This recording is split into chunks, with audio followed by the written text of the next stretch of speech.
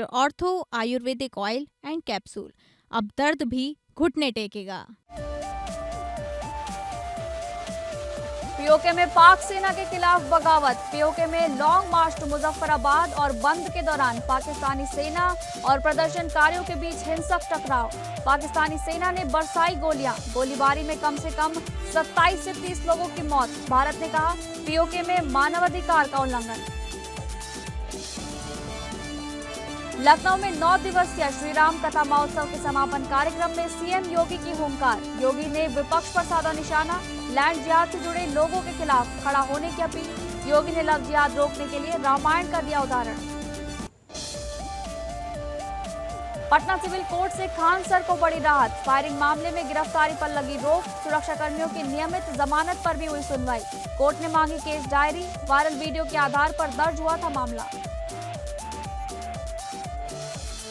हरदोई के शाहबाद क्षेत्र में एसडीएम पर हमला। राशन की दुकान के निरीक्षण के दौरान हुआ हमला। ग्रामीणों ने एसडीएम की सरकारी गाड़ी पर किया पथराव। हमले में एसडीएम हुए घायल। पुलिस ने मुकदमा दर्ज कार्रवाई शुरू की।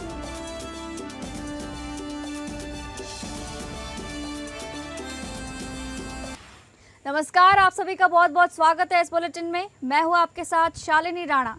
शुरुआत करेंगे बुलेटिन की। पाकिस्तान के कब्जे वाले कश्मीर यानी कि पीओके में 9 जून को लॉन्ग मार्च टू मुजफ्फराबाद और बंद के आह्वान के दौरान पाकिस्तानी सेना और प्रदर्शनकारियों के बीच हिंसक टकराव में हालात बेकाबू हो गए हैं। बंद और विरोध प्रदर्शनों ने उग्र रूप ले लिया है। क्षेत्र के कई हिस्सों में प्रदर्शनकारियों और सुरक्षा बलों के बीच टकराव की खबरें सामने आई हैं। प्रदर्शन शुरू होने से पहले ही रावलकोट और अन्य क्षेत्रों में पाकिस्तानी सुरक्षा बलों और रेंजर्स द्वारा की गई गोलीबारी में कम से कम 27 से 30 लोगों की मौत हो गई है और 200 से अधिक लोग घायल बताए जा रहे हैं। Jammu Kashmir joint Awami action committee यानी कि JAAC की ओर से किए जा रहे लॉन्ग मार्च टू मुजफ्फराबाद के दौरान बड़ी संख्या में लोग सड़कों पर उतरे और पाकिस्तान सरकार और सेना के खिलाफ नारेबाजी की। प्रदर्शनकारियों ने आसिम मुनीर आतंकवादी और ISI दहशतगर्द जैसे नारे लगाए। कई जगहों पर सुरक्षा बलों की तैनाती बढ़ा दी गई है। इस बीच कश्मीर आवामी एक्शन कमेटी के नेता ख्वाजा मेहरान का एक बयान भी चर्चा में है। उन्होंने समर्थकों को संबोधित करते हुए कहा, आज का दिन लिख कर रखिए और आने वाली पीढ़ियों को बताइए कि हम खड़े हुए थे और हमें इनकी पैरामिलिट्री फोर्स के आगे झुके नहीं हैं, इनसे डरे नहीं हैं। रावलकोट की कई मस्जिदों से भी लोगों से आंदोलन में शामिल होने की अपील की गई है। स्थानीय घोषणाओं में कहा गया कि जम्मू कश्मीर की धरती पर फिरंगी फोर्स की तरफ से हमला किया गया है और तमाम कश्मीरियों से गुजारिश है कि लॉन्ग मार्च में शिरकत करके कौमी गैरत का सबूत दें। वहीं JAAC के वरिष्ठ नेता शौकत नवाज मीर ने कहा, आंदोलन में शामिल लोगों की आवाज़ को कुचला दबाया जा रहा है। उन्होंने कहा कि हमारे नौजवानों को मारा जा रहा है और उनकी हत्या की जा रही है। पीओके में चल रहा यह आंदोलन स्थानीय राजनीतिक प्रतिनिधित्व, आर्थिक मुद्दे और प्रशासनिक अधिकारों से जुड़ी मांगों को लेकर तेज हुआ है। क्षेत्र में हालात तनावपूर्ण बने हुए हैं और सुरक्षा बलों की अतिरिक्त तैनाती की गई है।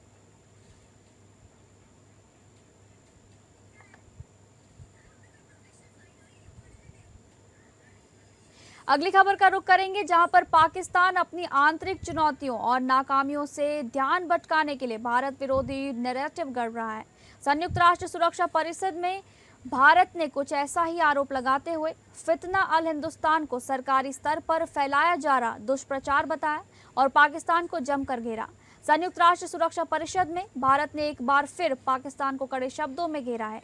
अफगानिस्तान की स्थिति पर आयोजित बैठक के दौरान भारत ने पाकिस्तान द्वारा इस्तेमाल किए जा रहे फितना अल हिंदुस्तान शब्द को सरकारी स्तर पर फैलाए जा रहे दुष्प्रचार और गलत सूचना अभियान करार दिया। संयुक्त राष्ट्र में भारत के स्थायी प्रतिनिधि पार्थानी हरीश ने पाकिस्तान पर निशाना साधते हुए कहा कि अपने ही देश के भीतर सक्रिय समूहों को फितना अल हिंदुस्तान बताना तथ्यों से परे एक ऐसा नैरेटिव है जिसे धार्मिक शब्दावली का सहारा देकर पेश किया जा रहा है।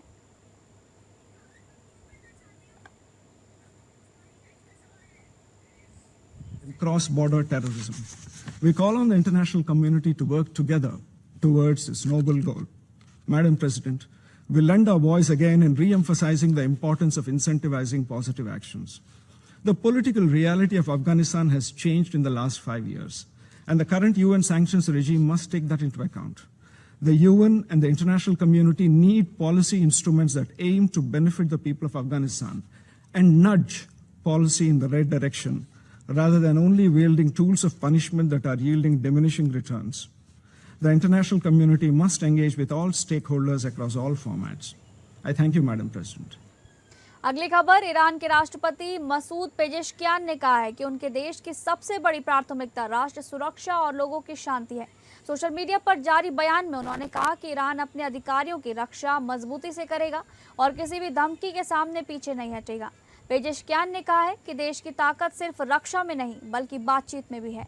उनके मुताबिक ईरान ने न तो अपनी रक्षा की तैयारी छोड़ी है और न ही बातचीत का रास्ता बंद किया है।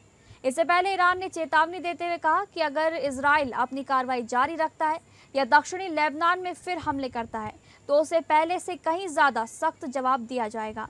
अप्रैल में हुए सीज फायर के बाद ईरान ने इजराइल पर 30 बैलिस्टिक मिसाइलें दागी हैं। जवाब में इजराइल ने ईरान के सैन्य ठिकाने, एयर डिफेंस सिस्टम और पेट्रोकेमिकल प्लांट पर हमला किया।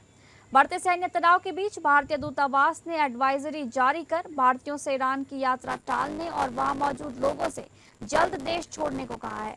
ईरान और इजराइल के बीच संघर्ष दोबारा बढ़ने की आशंका के बीच मंगलवार को कच्चे तेल की कीमतों में बढ़त दर्ज की गई है। निवेशकों को डर है कि पश्चिम एशिया में तनाव बढ़ा तो तेल सप्लाई प्रभावित हो सकती है। אזרחי ישראל היקרים, לפני שנה יצאנו למתקפת מנע היסטורית נגד הכוונה של איראן להשמיד אותנו בפצצות אטום. את האיום המיידי הזה סיכלנו, וגם חיסלנו את הרודן חמינאי. אם לא היינו פועלים בזמן ובעוצמה, לא היינו פה היום. ואני מתחייב, ושוב מתחייב, לאיראן לא יהיה נשק גרעיני. באותה נחישות פעלנו גם מול חיזבאללה. חיזבאללה תכנן לפלוש לגליל עם אלפי מחבלים, ובמקביל הוא תכנן להחריב את ערי ישראל עם 150,000 रकेटों וטילים. अगली खबर, लखनऊ में 9 दिवसीय श्री राम कथा महोत्सव के समापन कार्यक्रम में मुख्यमंत्री योगी आदित्यनाथ शामिल हुए। इस दौरान अपने संबोधन में सीएम योगी ने कहा कि एक नाम जो उत्तर से दक्षिण तक, पूर्व से पश्चिम तक हर भारतीय को जोड़ सकने का सामर्थ्य रखता है, वो नाम मर्यादा पुरुषोत्तम श्री राम का है। 500 वर्षों तक आंदोलन चलता रहा। 2019 में जब सर्वोच्च न्यायालय ने फैसला दिया तो उन्होंने स्वीकार किया कि जहां रामलला विराजमान है वहीं राम जन्मभूमि है। सर्वोच्च न्यायालय के न्यायमूर्ति का व्यक्तित्व था कि हमने राम भद्राचार्य जी के व्यक्तित्व को सुना तो हमें इस बात के लिए मजबूर होना पड़ा कि कितने वर्षों से सनातन धर्मावलंबियों पर कितना अत्याचार हो रहा था। जब भी नकारात्मक ताकतें वर्चस्व में आएंगी तो ऐसे ही उजाड़ तहस नहस करेंगी जो रावण के समय में करते थे। शिक्षण संस्थानों को वो ऐसे ही बंजर करेंगे जैसे खरदूषण ताड़का के द्वारा उस कालखंड में किया जाता था। माता जानकी का अपहरण रावण ने किया। भगवान राम ने पूरा यत्न किया कि उत्तर दक्षिणी को जोड़ा। नारी गरिमा की रक्षा कैसे करनी है इसका उदाहरण है। सीएम योगी ने कहा कि याद करना ये लव जिहाद की घटनाओं को रोकने के लिए ये एक आदर्श उदाहरण हो सकता है। हमें आश्चर्य होता है केरल उच्च न्यायालय ने इस पर 2009 और 2011 में इस पर चिंता व्यक्त की। और एक नाम जो उत्तर से लेकर दक्षिण तक, पूरब से पश्चिम तक हर भारतीय को जोड़ सकने की सामर्थ्य रखता था। पूज्य संतों के सानिध्य में वह नाम मर्यादा पुरुषोत्तम श्री राम का था और इसलिए लगभग 500 वर्षों तक यह आंदोलन चलता रहा। एक लंबे समय तक आंदोलन चला। 491 वर्षों तक यह आंदोलन किसी न किसी रूप में चलता रहा। 2019 में जब सर्वोच्च न्यायालय की एक फुल बेंच थी, वहां के सभी माननीय न्यायमूर्तियों ने अपना फैसला दिया तो उस फैसले में उन्होंने सर्वानुमति से इस बात को स्वीकार किया कि जहां रामलला विराजमान है वहीं राम जन्मभूमि है। अगली खबर, झारखंड के चर्चित बढ़गाई जमीन मामले में झारखंड के मुख्यमंत्री हेमंत सोरेन को बड़ा कानूनी झटका लगा है। रांची स्थित पीएमएलए कोर्ट के विशेष न्यायाधीश योगेश कुमार की अदालत ने उनकी ओर से दायर जमानत याचिका खारिज कर दी है। अदालत ने कहा कि मामले में उपलब्ध साक्ष्य, दस्तावेज और गवाहों के बयान प्रथम दृष्टया सुनवाई योग्य हैं, इसलिए आरोपों की जांच मुकदमे के दौरान की जाएगी।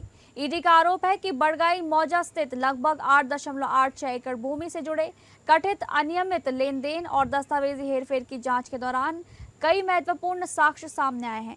विशेष पीएमएलए कोर्ट ने अपने आदेश में कहा कि डिस्चार्ज याचिका पर सुनवाई के दौरान साक्ष्यों का विस्तृत परीक्षण नहीं किया जाता। इस स्तर पर केवल ये देखा जाता है कि अभियोजन पक्ष द्वारा प्रस्तुत सामग्री आरोप तय करने के लिए पर्याप्त है या नहीं। अदालत के अनुसार ईडी द्वारा प्रस्तुत दस्तावेज, परिस्थिति जन साक्ष्य और गवाहों के बयान प्रथम दृष्टया मामला बनाते हैं। ईडी की जांच में भूमि से संबंधित दस्तावेजों, रजिस्टरों और अन्य अभिलेखों की जांच की गई है। जांच के दौरान राजस्व उप निरीक्षक भानु प्रताप प्रसाद के पास से 17 मूल रजिस्टर और भूमि से संबंधित कागजात बरामद हुए थे। जांच एजेंसी का दावा है कि भूमि के कब्जे, नियंत्रण और उससे जुड़े लाभार्थियों को लेकर पर्याप्त सामग्री एकत्र की गई है। अदालत के इस फैसले के बाद ईडी के मनी लॉन्ड्रिंग जांच से जुड़े इस मामले में सुनवाई का अगला चरण शुरू होगा।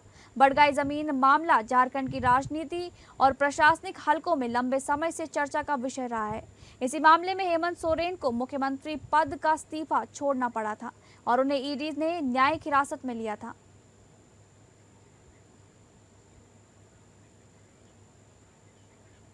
झारखंड राज्यसभा चुनाव को लेकर 2 सीटों पर सभी प्रत्याशियों द्वारा नामांकन दर्ज कराए जाने के बाद महागठबंधन में दरार की अटकलों पर विराम लगाते हुए कांग्रेस, झामुमो और राजद ने एकजुटता का दावा तो कर दिया है, मगर राज्य के पूर्व मंत्री एवं कांग्रेस के सीनियर नेता के.एन. त्रिपाठी के हालिया बयान से गठबंधन के अंदर हलचल पैदा होने की संभावना अभी भी बनी हुई है।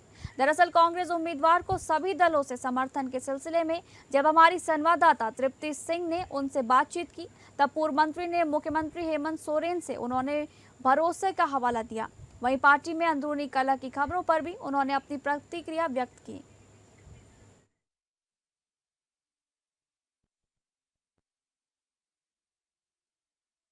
हमारे बीच झारखंड के पूर्व मंत्री के.एन. त्रिपाठी हैं, उनसे जानेंगे राज्यसभा चुनाव को लेकर कांग्रेस ने अपने उम्मीदवार की घोषणा कर दी है। सबसे पहली प्रतिक्रिया, कितने संतुष्ट है आप जो नाम घोषित किया गया है?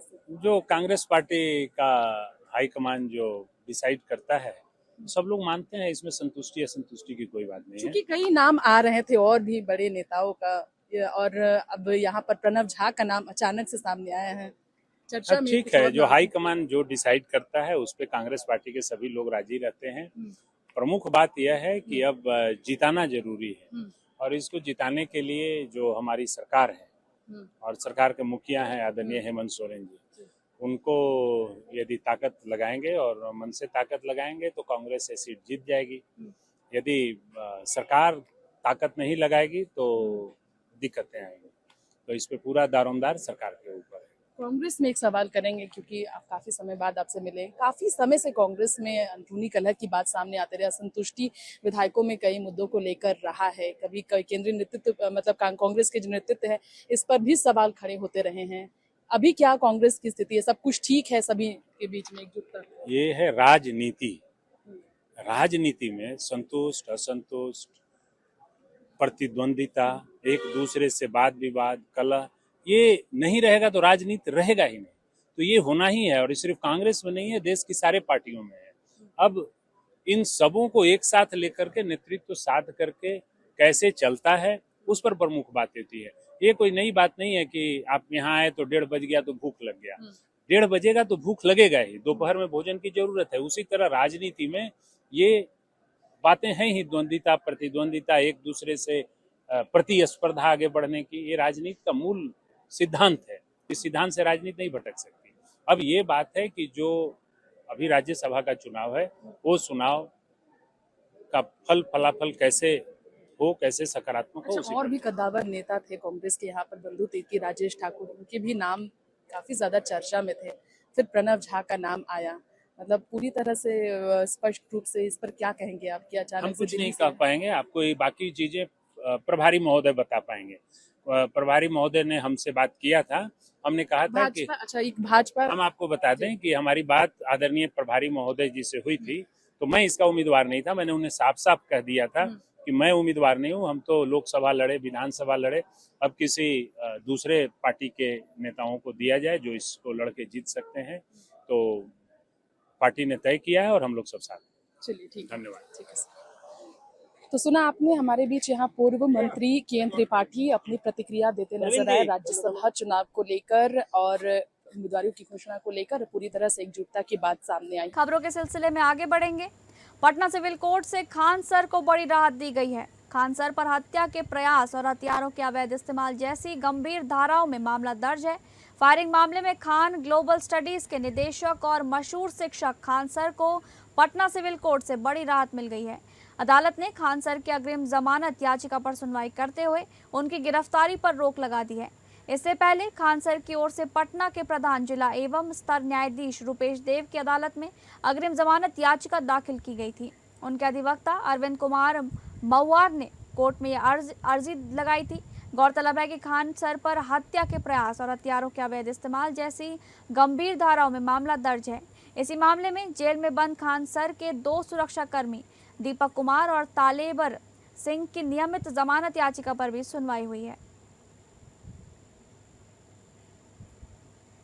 बस यही है कि इतने कम फीस में नहीं पढ़ाया जाए और इतने हजारों संख्या में जो रिजल्ट आता है पूरी तरह से इतनी गोली चलाने लगे 10 मिनट में ऐसा लगा कि जैसे अफरा तफरी होके रख गया। यहाँ पर 8-10 राउंड तो हम देखे हैं, यहाँ पे 8-10 राउंड हम देखे हैं, हमें क्या पता है। अभी पीएमसीएच में एडमिट है, उसका पूरा सर फाड़ दिया गया है यहाँ पर। सर क्या लगता है कौन क्या होगा ये? बगल की कोचिंग वाले। सर आप खुद मौजूद थे यहाँ जब फायरिंग हो रही थी? बिल्कुल, ये देखिए मेरा गार्ड है ये। अच्छा, इसका ये पूरी तरह से खून से इसको लहू लुहान कर दिया गया यहाँ पे। तो गार्ड से क्या दुश्मनी थी? बस कि तुम ही खान सर को सब गार्ड है हमारा मार के एंटीसिपेटरी जमानत फाइल की गई थी, उसमें इंटरिम प्रोटेक्शन मिला है, जिसको सिंपल भाषा में कहा जाता है कि गिरफ्तारी पर रोक लगा दी गई है। अब जब तक यहाँ से फैसला नहीं होता है, नेक्स्ट डेट तक उनको कोई भी पुलिस पदाधिकारी अरेस्ट नहीं कर सकते। खान सर जहाँ चाहे वहाँ घूम सकते हैं। पुलिस अगर पूछताछ करना चाहेगी तो वो उनके सामने जा सकते हैं, जवाब दे सकते हैं, जो भी इंक्वायरी करना होगा कर सकते हैं। इन्वेस्टिगेशन में भी सहयोग करेंगे खान सर। अगली खबर हरदोई के शाहबाद क्षेत्र में उस समय हड़कंप मच गया जब बाढ़ चौकी का निरीक्षण कर लौट रहे एसडीएम शाहबाद सुशील कुमार मिश्र पर कुछ ग्रामीणों ने हमला कर दिया। आरोप है कि सरकारी राशन की दुकान के निरीक्षण के दौरान हुई कार्रवाई से नाराज लोगों ने एसडीएम की सरकारी गाड़ी को निशाना बनाया और उन पर पथराव किया, जिसमें एसडीएम घायल हो गए हैं। घटना के बाद पुलिस ने मुकदमा दर्ज कर कार्रवाई शुरू कर दी है। बताया जा रहा है कि उदयवीर नामक व्यक्ति ने एसडीएम के साथ अभद्र व्यवहार किया। इसके बाद एसडीएम उसे अपने साथ ले जाने लगे। तभी आरोप है कि उदयवीर ने फोन कर गांव के अन्य लोगों को मौके पर बुला लिया। कुछ ही देर में ग्रामीणों की भीड़ मौके पर पहुंच गई और एसडीएम की सरकारी गाड़ी पर बांस के डंडों से हमला कर दिया। इतना ही नहीं, भीड़ द्वारा पथराव भी किया गया, जिसमें एसडीएम सुशील कुमार मिश्र के सिर में चोट लग गई। घायल एसडीएम को तत्काल सामुदायिक स्वास्थ्य केंद्र शाहबाद ले जाया गया, जहां प्राथमिक उपचार के बाद उन्हें जिला अस्पताल रेफर किया गया। शाहबाद द्वारा परियल ग्राम जो कि शाहबाद ब्लॉक में पड़ता है, उसका निरीक्षण किया गया बाढ़ की तैयारियों को लेके। इसी क्रम में वहाँ पे मौके पे जब उनके द्वारा निरीक्षण किया जा रहा था तो वहाँ पे कथित प्रधान के पुत्र द्वारा एसडीएम शाहबाद के साथ कुछ अभद्रता की गई, जिसके क्रम में एसडीएम शाहबाद ने उनको बैठाया। इसी के विरोध में जो कथित प्रधान के पुत्र हैं उन्होंने गांव के कुछ लोगों को बुलाया जो इनके साथ उग्र हो गए एसडीएम शाहबाद के साथ और छुड़ा के ले गए प्रधान के बेटे को। तत्पश्चात एसडीएम शाहबाद अपना निरीक्षण करके जब निकल रहे थे तो गांव की कुछ महिलाओं ने जो कि उग्र थीं, उन्होंने एसडीएम शाहबाद की गाड़ी पे हमला किया और एक पत्थर से एसडीएम शाहबाद के सर पे चोट भी आई है। अगली खबर का रुख करेंगे, जहां शाहजहांपुर के तिलर क्षेत्र के एक युवती ने एक युवक पर पहचान छिपाकर दोस्ती करने, वर्षों तक शारीरिक शोषण करने, धर्म परिवर्तन कर निकाह का दबाव बनाने और ब्लैकमेल करने का आरोप लगाया है। पीड़िता का कहना है कि लगातार प्रताड़ना से परेशान होकर उसने 2 बार आत्महत्या का प्रयास भी किया, लेकिन उसकी जान किसी तरह बच गई। युवती के अनुसार कई वर्ष पहले एक शादी समारोह में उसकी मुलाकात एक युवक से हुई थी, जिसने अपना नाम आरव बताया था। बाद में उसे पता चला कि उसका वास्तविक नाम अतीक है। आरोप है कि युवक ने दोस्ती के बाद उसकी फोटो और वीडियो बनाकर उन्हें वायरल करने की धमकी दी और इसी आधार पर लंबे समय तक उसका शोषण करता रहा। पीड़िता का आरोप है कि उस पर धर्म परिवर्तन कर निकाह करने का दबाव बनाया गया, विरोध करने पर उसके साथ अभद्र व्यवहार किया गया और जाति सूचक शब्दों का भी प्रयोग किया गया। युवती का कहना है कि मानसिक तनाव और सामाजिक बदनामी के डर से उसने 2 बार आत्महत्या का प्रयास किया, लेकिन परिजनों की सतर्कता से उसकी जान बच गई।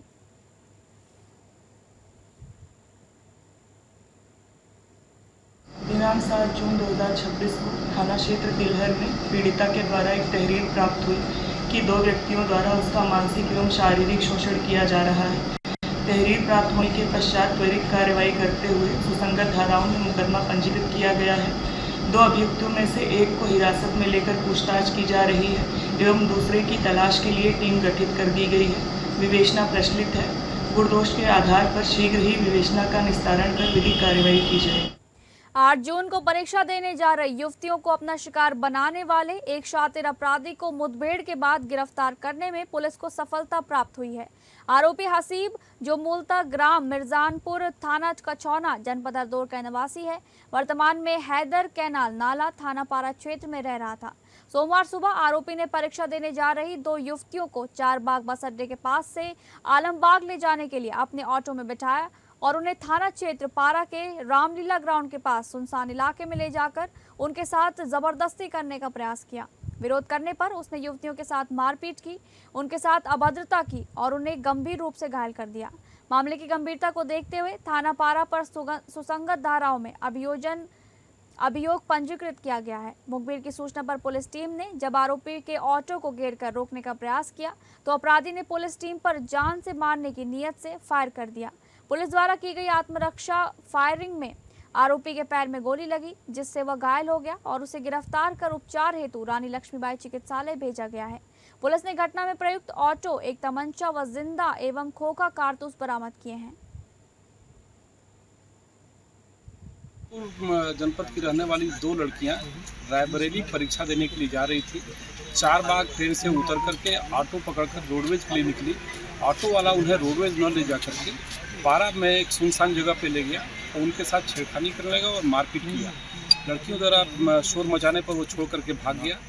उसके पश्चात पुलिस लड़कियों को थाने पे में आई, FIR लॉन्च किया गया और उन्हें परीक्षा के लिए सकुशल भेजा गया और उसके पश्चात पुलिस टीम द्वारा आसपास के सभी CCTV कैमरों को खंगाला गया तो ज्ञात हुआ कि हरदोई का रहने वाला हसीब पुत्र सत्तार यहाँ पारा थाना क्षेत्र में किराए के मकान में रह कर के ऑटो चलाता था।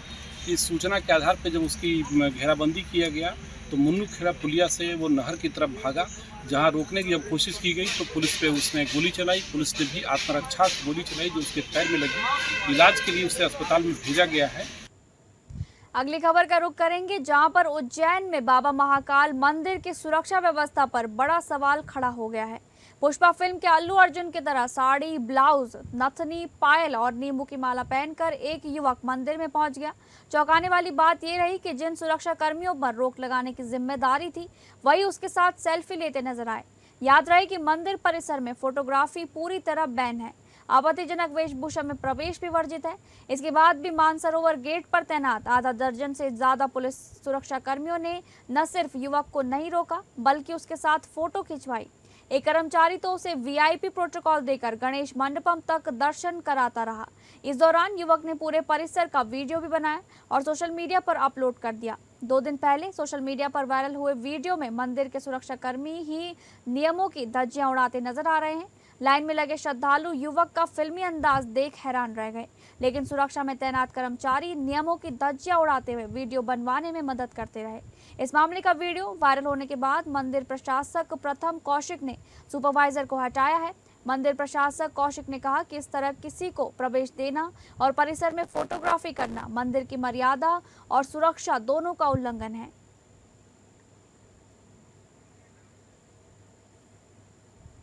फिलहाल इस बुलेटिन में बस इतना ही। नमस्कार।